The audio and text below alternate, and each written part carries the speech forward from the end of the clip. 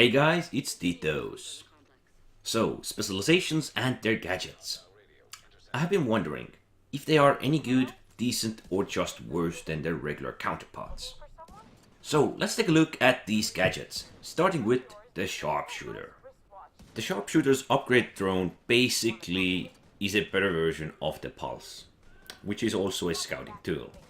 It spots everything around it and you can position it wherever you want. A couple of upgrades and it will have a pretty long duration. In the area you position it, it will constantly show enemies around it and even allies actually. It has quite a big range and a long duration, so you can reposition it once you have utilized it in your preferred location, so it will spot more opponents.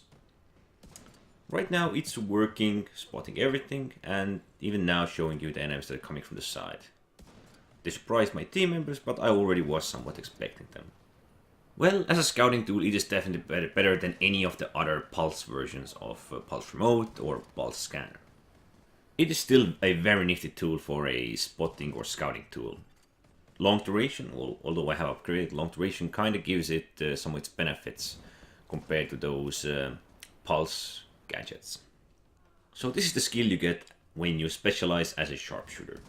It's not too bad, although I usually prefer to go for the damage. Next up, we have the Assault.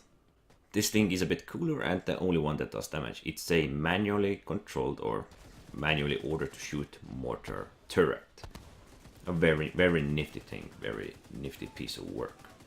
It does quite a lot of damage, but it takes a while for the mortar shell to hit its target, hit the location of your desire. I kind of like the manual control. You can also have upgrades for having more ammo and things like that. But still, it's a very nifty tool even when it's not that much upgraded. But sadly, it has a very long cooldown for what it is, and the limited ammo kind of backfires as well. It could be so much more, but I guess you're gonna need upgrades to make it work even better. Personally, I kind of like it. It's like a free grenade. You get to use it 4 times. Pretty nice. If you get it some upgrades, it might get even better. You might be able to use it 8 times or so. I personally suggest using it. It's really fun to use it. It's very useful at certain locations. And for the last specialization gadget, we got the Healing Seeker Mine, which belongs to the Survivalist. It is actually a pretty good healing gadget. Since it's a Seeker Mine, it kinda goes low to the ground and it's not as easy to kill as that drone would be. More often than not, it also seems to find players or your team members who are low on health and heal them as well. It pops a small healing area around every 10 seconds or so, and it heals everybody who is in that small area. The drone can often go wandering by itself looking for other players to heal, and may eventually return to you if you truly need it. You can also give it manual commands to go heal that player or this player, but it usually sticks next to the Survivalist, or sometimes it can go wandering. Personally, I like it a bit more than I do the drone, because drone can be shot down and more often than not is shot down. And this one seems to seek around automatically those in need. I think this is one of the best healing gadgets you can have, and it really surprised me how effective this thing is. It's a pretty good gadget to get some healing done either in party or to try and stay alive by yourself. So each of these specializations, the sharpshooter, the assault, the survivalist, they have their own specialized gadgets. Assault for damage, survivalist for support heal, and the sharpshooter for spotting support. All of these 3 gadgets, the Seeker Mine that heals, the drone that spots, and of course the turret that shoots mortar shells, they have their own upgrades as well under their specializations.